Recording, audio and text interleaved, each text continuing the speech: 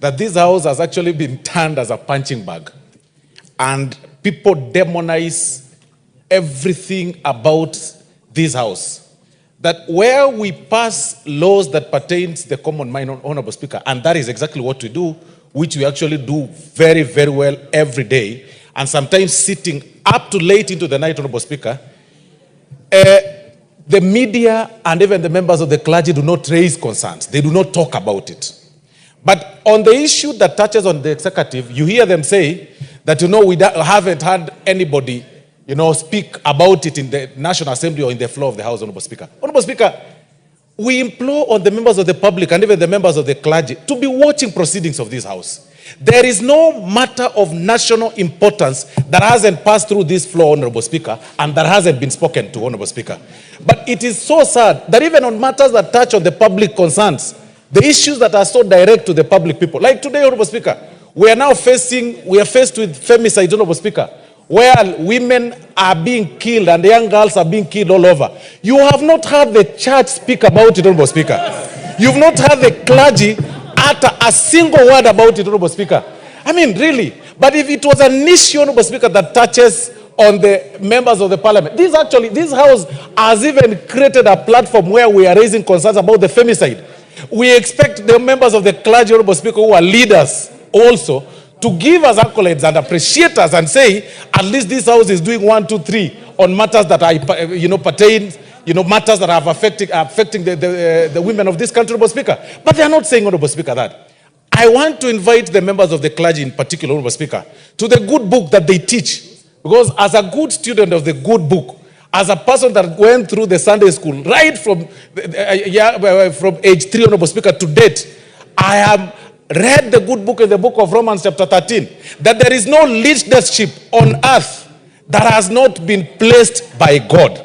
I mean, which God is that you tell us to preach when you can't respect the God that has placed the leadership, Honorable Speaker?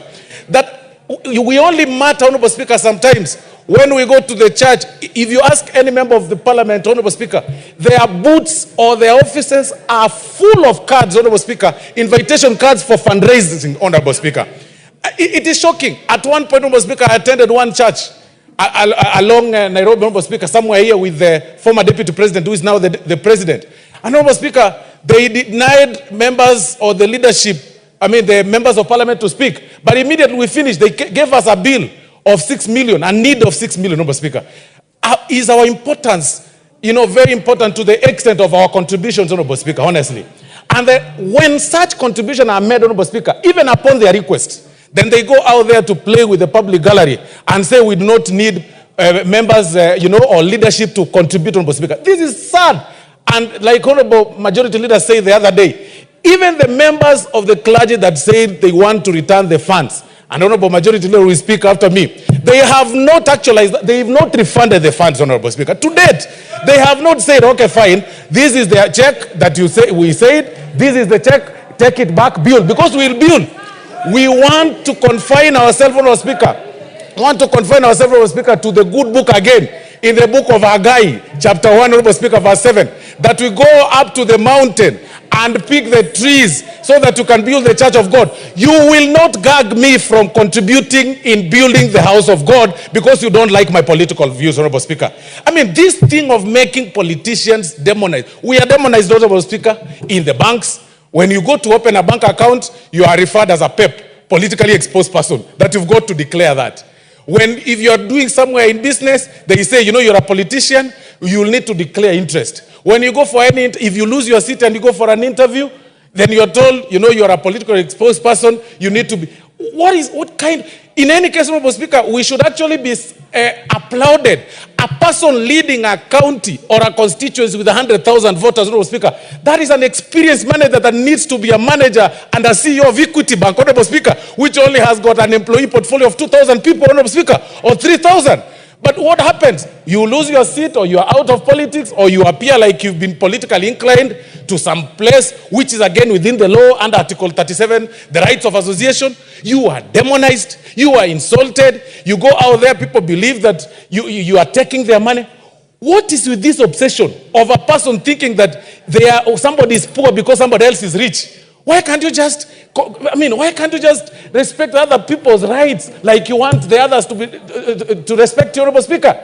What we are saying, Honorable Speaker, that we must learn to embrace divergent views. You have your view as a member of the clergy. I have my view. You have your view as a person from the media or the media for the state. I have my view. The divergence of views is not wrong, and that makes it democracy. We all can't think the same way. Stop demonizing members of parliament and particularly members of the National Assembly. And when you have a challenge, you want to rush to us. Anytime you have a challenge, members of parliament. When I pass through the streets, Mheshimiwa, Mheshimiwa. When I go everywhere, Mheshimiwa. When I go to Mheshimiwa. But when I come, when people go there somewhere in the media, Honorable Speaker, they insult us, Honorable Speaker. So please. Let's give other members a chance. Yeah, as I conclude, I want to conclude, Honorable Speaker, and say people should respect this House, Honorable Speaker. Thank you very much. Let me give okay. I'll come to you.